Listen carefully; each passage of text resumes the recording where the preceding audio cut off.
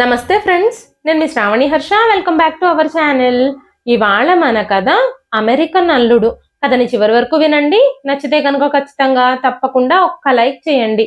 ఈ కథ పైన మీ విలువైన స్పందనని కామెంట్ రూపంలో మాకు తెలియజేయండి. కొత్తవారు ఎవరైనా చూస్తున్నట్లయితే మన ఛానల్ని సబ్స్క్రైబ్ చేసుకోండి. అంతేకాకుండా హైప్ ఆప్షన్ మీద క్లిక్ చేసి హైప్ పాయింట్స్ ఇవ్వడం అయితే అస్సలు మర్చిపోకండి. మీరు ఆ విధంగా లైక్స్, హైప్ పాయింట్స్ ఇవ్వడం వల్ల మరెన్నో మంచి మంచి కథలు మీకు చదివి వినిపించడానికి నన్ను ఎంతగానో ప్రోత్సహించిన వారు అవుతారు. ఖచ్చితంగా హైప్, లైక్ అయితే ఇవ్వడం మాత్రం మర్చిపోకండి. కామెంట్ చేయడం కూడా మర్చిపోకండి. కాత్యాయిని ఈ ఏడాది ఎలాగైనా సరే కూతురు పెళ్లి చేసేయాలని పట్టుదలగా ఉంది. ప్రతీక్ష ఎంబీబీఎస్ పరీక్షలే వస్తుంది. మళ్ళీ ఇంటర్న్షిప్ మొదలయ్యేలోగా ఇండియా వెళ్ళి పెళ్లి చేసి తీసుకురావాలని ఆరాట పడుతుంది. కూతురు పెళ్లి విషయం భార్య మీదే వదిలేశాడు డాక్టర్ మూర్తి. ఆయనకి ఇల్లు, హాస్పిటల్ తప్ప మరో లోకం లేదు.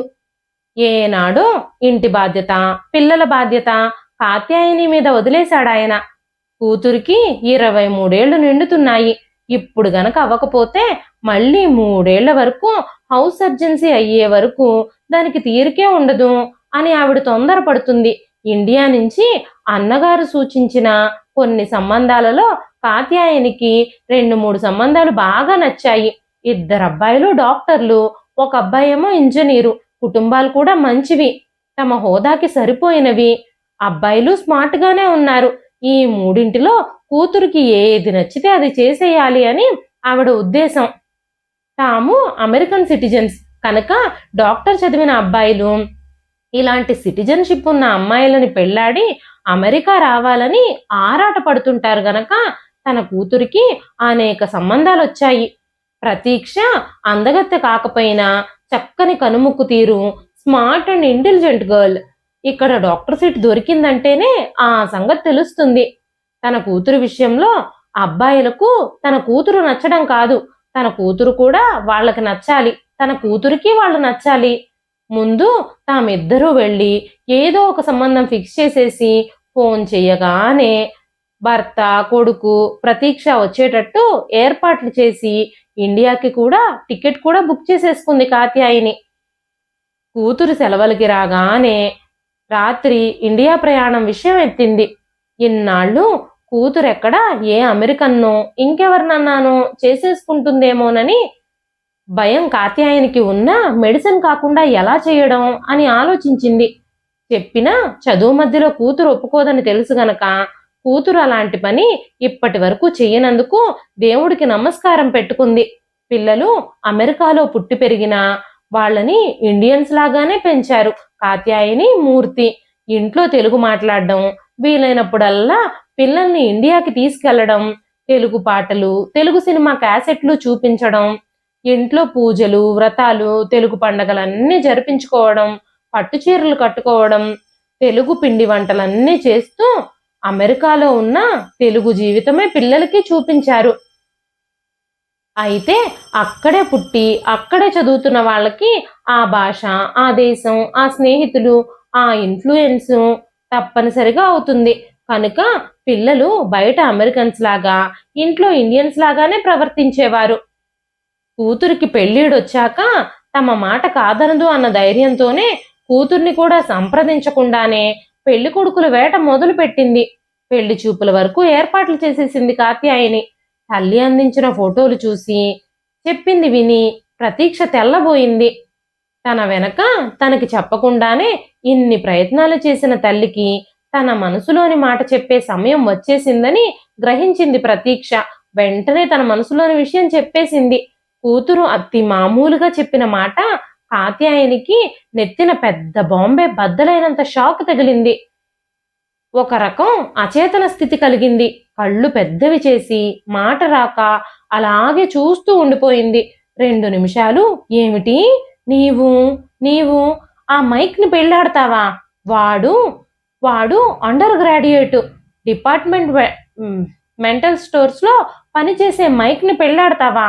నోట్లో నుంచి మాటలు పిగుల్చుకొని అనగలిగింది ఆఖరికి. ఏమిటి mummy, watts wrong with you? చాలా తేలిగ్గా ఉంది ప్రతీక్ష తల్లి వంక చూసి. నేనేదో అంతరిక్షానికి వెళతానన్నంత షాక్ అయ్యావేంటి? మైక్ని పెళ్ళాడతానంతే. అతనేదో మనిషే కాదన్నట్టు అంత బెంబేలు పడిపోతున్నావు. What's wrong with him? Katyayani ముఖం కోపంతో ఎర్రబడిపోయింది. మాట వణికింది. వాట్స్ రాంగా? ఇంకా అడుగుతున్నావా? వాడు వాడు అతనింత చదువు సంధ్య లేని ఓ కొట్లో లెక్కలు రాసేవాడిని.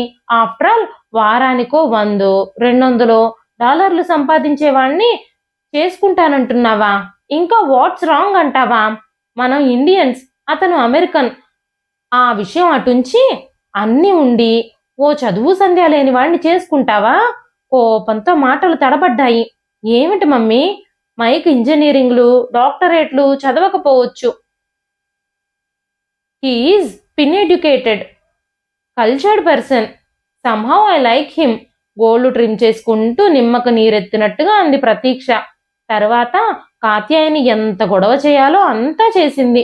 నెత్తి నోరు కొట్టుకుంది. దీనికి ఇదేం కర్మ, రాత అంటూ బెంబేలెత్తిపోయింది. మంచిగా చెప్పింది, అరిచింది, తిట్టింది. ముందెందుకు అసలు చెప్పకుండా దాచావు అని ఎగిరిపడింది. ఏదో నీ ఫ్రెండ్ సుజాను, అన్నయ్య చిన్నతనం నుంచి అంతా ఫ్రెండ్స్ కలిసి తిరుగుతూ ఉన్నారు అనుకున్నాం గాని నువ్వింత పని చేస్తావా? ఆ పనికి మాలిన వాడి కట్టుకుని ఏం సుఖపడతావే నువ్వు? అమెరికన్ అయినా పోనీ చదువు ఉద్యోగం ఉన్నవాడైతే పోనీలే అనుకునేవాళ్ళం. మన స్టేటస్ ఏమిటి?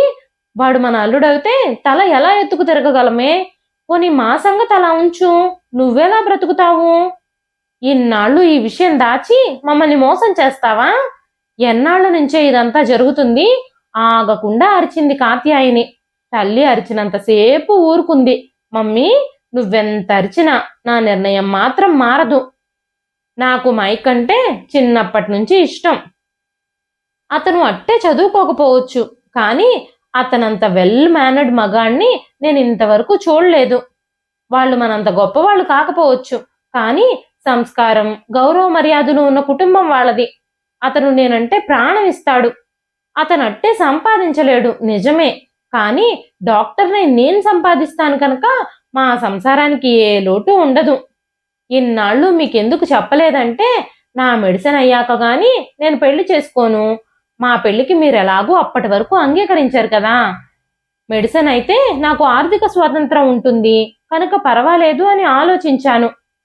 నీవు నాకు సంబంధాలు చూస్తున్నట్టు చెప్పి ఉంటే అప్పుడే వద్దని చెప్పేసేదాన్ని. అంచేత నన్ను బ్లేమ్ చేయకు అని చెప్పదలిచింది అయిపోయినట్టుగా అక్కడి నుంచి లేచి వెళ్ళిపోయింది ప్రతీక్ష. రాత్రి భర్త చేత కూడా చెప్పించింది.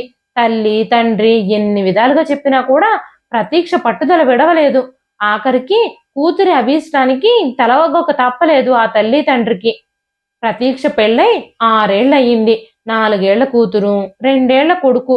పిల్లలిద్దరూ తండ్రి రంగుతో పోలికలతో చాలా అందంగా ఉంటారు. మనవలంటే ప్రాణం కాత్యాయనికి. ప్రతీక్ష డాక్టర్ అయ్యి 2 చేతులతో సంపాదిస్తుంది. బోస్టన్లోనే 4 బెడ్రూమ్ల ఇల్లు, కింద బేస్మెంటు, గార్డెను, 2 కార్లు, స్విమ్మింగ్ పూలు, దేనికి లోటు లేదు ప్రతీక్షకి. కూతురు కాపురం చూసి ఇప్పుడు కాత్యాయనికి ఏ బాధ లేదు. మొదట ఓ 2-3 ఏళ్ళు కాత్యాయనికి వీళ్ళేదో ప్రేమ అనుకుని మోజులో పడి పెళ్లి చేసుకున్నారు గాని వీళ్ళెన్నాళ్ళు కాపురం చేస్తారు? కూతురు తనకంటే తక్కువ చదువు సంపాదన ఉన్న మొగుడితో సర్దుకుంటుందా అన్న అనుమానం ఉండేది. ఓ తల్లిగా కూతురు సంసారం చక్కగా ఉండాలని ఉన్నా అంతరాంతరాల్లో ఎక్కడో మైక్తో విడిపోయి మంచి వాణ్ణి పెళ్లి చేసుకుంటే బాగుండును అని ఉంటుంది. ఈ రోజుల్లో డైవర్సులు, అందులోనూ అమెరికాలో ఇవన్నీ ఎవరు పట్టించుకుంటారు అన్న ఊహ ఉండేది అల్లుడంటే ఉన్న చిన్న చూపు వల్ల. కానీ రోజులు గడుస్తున్న కొద్దీ మైక్ మంచితనం, సంస్కారం, ప్రతీక్ష పట్ల అతని ప్రేమ, ప్రతీక్ష ఆసుపత్రి పనులతో సతమతం అవుతూ ఉంటే మగవాణ్ణి అన్న అహంకారం లేకుండా ఇల్లంతా తనే చక్కబెట్టుకుంటూ వంట దగ్గర నుంచి అన్ని తనే చేస్తూ ప్రతీక్షని పువ్వుల్లో పెట్టి పూజించడం చూసి ఆశ్చర్యంతో పాటు మనసులో అభినందించకుండా ఉండలేకపోయింది. మొదట్లో చిన్న ఫ్లాట్లోనే ఉండేవారు. తాము ఏది ఇస్తానన్నా మర్యాదగా తిరస్కరించి ఒక్కొక్కటి వాళ్ళ సొంత సంపాదనతోనే అమర్చుకుని 4 ఏళ్లలోనే మంచి ఇల్లు, కార్లు అన్నీ అమర్చుకున్న వాళ్ళని అభినందించుకుంది కాత్యాయిని. పిల్లలు పుట్టుకొచ్చాక మైక్ పగలంతా పిల్లల్ని ఏ ఆడవాళ్ళు చూసుకోనంత చక్కగా చూసేవాడు. పిల్లల కోసం బేబీ సిట్టింగ్ చేయడానికి ఉద్యోగం కూడా మానేశాడు. ఆ ఇంట్లో ప్రతీక్ష మగాడిలా సంపాదిస్తూ ఉంటే అతను ఇల్లంతా నడిపేవాడు. ప్రతీక్ష రాత్రి ఇంటికొచ్చే వరకు డిన్నర్ కూడా తినకుండా ఎదురు చూసేవాడు. అలా అని ప్రతీక్ష భర్తని తక్కువ చేయడం, నిర్లక్ష్యంగా ప్రవర్తించడం, లోకుగా చూడడం కాత్యాయని ఎప్పుడూ చూడలేదు. ఉదయం లేచి బ్రేక్ఫాస్ట్ రెడీ చేసేసి, పిల్లలకి కావలసినవన్నీ తయారు చేసేసి ఫ్రిడ్జ్లో పెట్టి వెళ్ళేది ప్రతీక్ష. రాత్రి ఇంటికొచ్చాక పిల్లల్ని చూసుకునేది. వాళ్ళిద్దరి మధ్య మంచి అండర్స్టాండింగ్ ఉండేది. వాళ్ళిద్దరి మధ్య ఉన్న అండర్స్టాండింగ్ని, అన్యోన్యతని చూసి ఓసారి ప్రతీక్ష ఇదే ఏ తెలుగబ్బాయినో చేసుకుంటే యువతల మగాణ్ణి అన్న ఈగో లేకుండా ఆడపని మగ పని అని కాకుండా ప్రతీక్షకి సాయపడేవాడేనా అనిపించింది. బట్టలు ఇస్త్రీ దగ్గర నుంచి, ప్లంబింగు, కార్పెంటరీ, డైనింగ్ దగ్గర నుంచి అన్నీ చేసే మైక్ని చూసినప్పుడల్లా అదే అనిపించేది కాత్యాయనికి. కూతురికి పురుడు పోయడానికి రావడం పేరుకు మాత్రమే, మిగతాదంతా తనని కూడా కూర్చోబెట్టి అల్లుడే చేస్తూ ఉంటే ఓ 3 ఏళ్లలోనే కాత్యాయనికి అల్లుడి పట్ల అభిప్రాయం మార్చుకుని మైక్ని మనస్ఫూర్తిగా గౌరవించడం, అభిమానించడం నేర్చుకుంది. ప్రతి ఏడు సమ్మర్లో 1 నెల కూతురింట్లో ఉండడం అలవాటు కాత్యాయనికి, మూర్తికి. మనవలతో గడపడం కోసం డాక్టర్ మూర్తి పనులన్నీ పక్కన పెట్టేసి మరీ వచ్చేవాడు. మమ్మీ, ఇవాళ మా హాస్పిటల్కి ఓ బర్న్ కేసు వచ్చింది. ఆ అమ్మాయి ఒక ఇండియను, మన తెలుగు పిల్లే. పాపం 30 ఏళ్ళు కూడా లేవు. సూసైడ్ కమిట్ చేసింది. రాత్రి డిన్నర్ టేబుల్ దగ్గర అంది ప్రతీక్ష. అయ్యో, ఎవరమ్మాయి? ఎందుకలా చేసింది? ఇక్కడేం చేస్తుంది? పెళ్ళయిందా? ఆరాటంగా ప్రశ్నలు కురిపించింది కాత్యాయని. పెళ్లి కాకపోవడం ఏమిటి? 2 పిల్లలు కూడాను. ఆ మొగుడు, ఆ రాస్కెల్ ఆమె చావుకి కారణం. ఆ అమ్మాయి డాక్టరేనట. భర్తతో పడక ప్రాణం విసికి సూసైడ్ చేసుకుంది. డాక్టర్ అయి ఉండి మొగుడితో పడకపోతే డైవర్స్ తీసుకోకుండా చావడం ఏమిటి? పిచ్చి పిల్లలా ఉందే. అమెరికాలో ఉండి చదువుండి కూడా ఇలా చేయడం ఏమిటి? ఏం చేస్తుంది మమ్మీ? పెళ్ళైన దగ్గర నుంచి కాల్చుకు తినేవాడట. అమెరికాలో ఉన్న అమలాపురంలో ఉన్న ఛాందసుల్లా బిహేవ్ చేస్తూ అడుగడుగున మగ అహంకారం చూపిస్తూ తనకంటే ఆమె మంచి ఉద్యోగం, సంపాదన ఎక్కువ అన్న మగ ఈగోతో అనుక్షణం అనుమానాలతో ప్రాణాలు తీసేసేవాడట. వాడితో మాట్లాడావు, వీడితో నవ్వావు అంటూ ఇంట్లో చాకిరీ అంతా ఆమె చెయ్యాలని నానా రకాలుగా పెట్టే హింసలన్నీ భరించింది. ఆఖరికి ప్రాణం విసిగి డైవర్స్ తీసుకుంటానంటే పిల్లల్ని ఇవ్వనని, డైవర్స్ ఇవ్వనని భయపెడితే ఆ బాధ భరించలేక ఆత్మహత్య చేసుకుంది. డయింగ్ డిక్లరేషన్ ఇచ్చింది చచ్చిపోతూ. వెదవికి జైలు ఖాయం. ఎవరా దరిద్రుడు? మన తెలుగువాడే అంటున్నావు. మనకు తెలిసిన వాళ్లేనా? ప్రతీక్ష నవ్వింది. ఎవడో కాదు మమ్మీ, నీకు అల్లుడు కావలసిన వాడు. నా అదృష్టం కొద్దీ వాడి పాల పడకుండా తప్పించుకున్నాను. నీవు అపురూపంగా నా కోసం ఎంచిన డాక్టర్ పెళ్లి కొడుకు. వాణ్ణి చూడగానే అనిపించింది ఎక్కడో చూసినట్టు.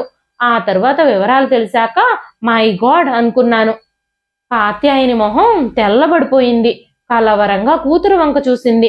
తల్లి పాలిపోయిన మొహం చూసి ప్రతీక్ష నవ్వుతూ, ఏమిటి మమ్మీ అలా అయిపోయావు? నీ కూతురే ఏదో సూసైడ్ చేసుకున్నట్టుగా. వాడు నీ అల్లుడు కాదుగా. అల్లుడు కాబోయి తప్పిపోయాడంతే.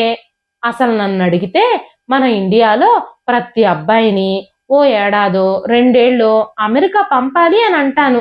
ఇక్కడికొచ్చి కష్టపడి చదువుకుంటూ తన పని తను చేసుకుని వండుకుని తిని డిగ్నిటీ ఆఫ్ లేబర్ అంటే అర్థమయ్యి ఆ మేలీగో చావాలంటే ప్రతి అబ్బాయిని ఇక్కడ ట్రైనింగ్కి అన్నట్టుగా పంపించాలి. ఆడ మగ సమానం అన్నది అర్థం కావాలంటే ఇక్కడొచ్చి కొన్ని రోజులు ఉండాలి. మన కుర్రాళ్ళకి ఉద్యోగానికి ముందు 1 ఏడాది మిలిటరీ ట్రైనింగ్, పెళ్లికి ముందు అమెరికా ట్రైనింగ్ ఇప్పిస్తే గాని ఈ మగాడి జులుంలు, ఈగోలు వదలవు. ఈ విషయంలో మనం అమెరికన్స్ ని చూసి ఎంతన్నా నేర్చుకోవాలి మమ్మీ. ప్రతీక్ష అంటున్న మాటలకి అప్రయత్నంగానే తల ఆడించింది కాత్యాయని. ఇదండి ఈ రోజు కథ. ఈ కథ మీకు ఎలా అనిపించింది? కథ నచ్చితే ఒక్క లైక్ చేయండి. ఈ కథ పైన మీ విలువైన స్పందనని కామెంట్ రూపంలో మాకు తెలియజేయండి. మరెన్నో ఇలాంటి ఇంట్రెస్టింగ్ కథల కోసం మన ఛానల్ ని సబ్స్క్రైబ్ చేసుకోండి. కథ పేరు అమెరికన్ అల్లుడు. రచించిన వారు డి కామేశ్వరి గారు. ఇంత మంచి కథని మనకు అందించిన కామేశ్వరి గారికి మనస్ఫూర్తిగా హృదయపూర్వకంగా మనందరి తరపు నుంచి ధన్యవాదాలు తెలియజేస్తున్నానండి. కథ నచ్చితే ఒక లైక్ చేసి ఖచ్చితంగా హైప్ అనే కొత్త ఆప్షన్ వస్తుంది. హైప్ పాయింట్స్ ఇవ్వడం మాత్రం అస్సలు మర్చిపోకండి. మరొక మంచి కథతో రేపు మళ్ళీ కలుస్తానండి. అంతవరకు సెలవు. ఉంటానండి.